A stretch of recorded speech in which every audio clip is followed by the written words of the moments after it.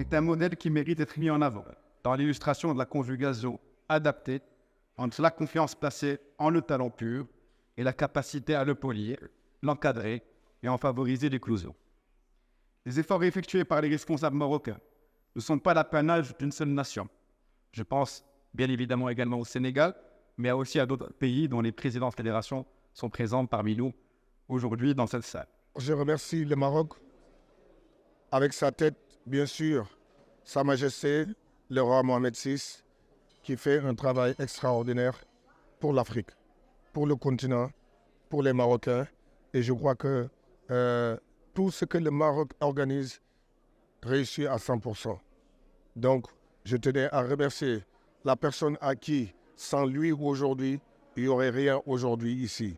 Quand il prenait le Maroc, ce n'était pas le même Maroc. Et à chaque fois que je viens ici, je viens à Rabat, que ce soit Casa ou n'importe où au Maroc, je vois du changement.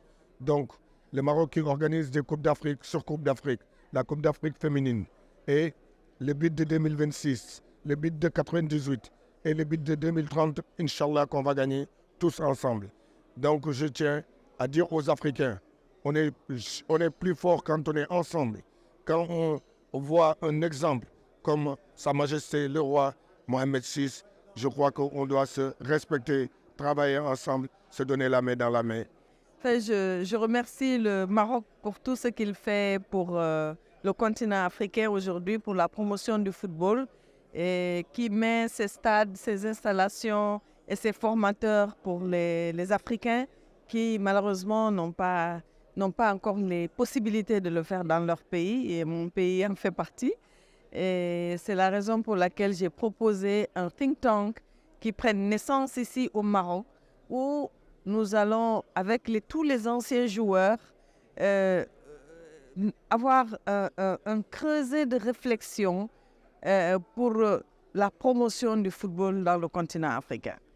Comment on peut, à partir de tous les talents passés, présents et qui vont venir, comment nous allons pousser le football à être le creuset du développement, un levier de développement pour une prospérité partagée en Afrique.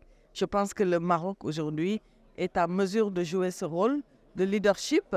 Et en tout cas, moi, je l'encourage, je le recommande à sortir de ce beau panel où tous les problèmes ont été posés et où on doit sortir en fait avec des solutions qui vont nous permettre d'avancer.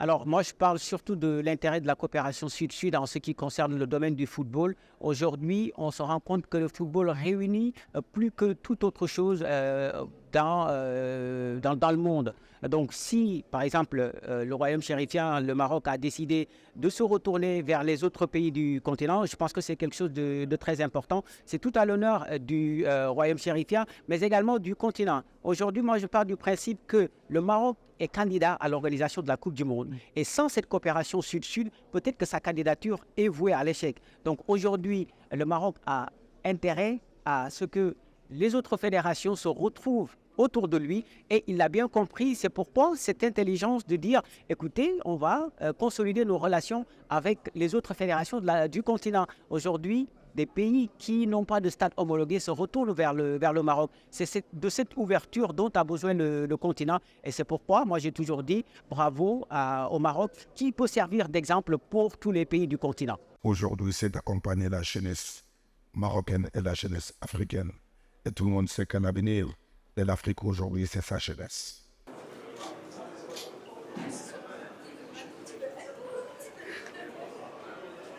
I miss you all for sure.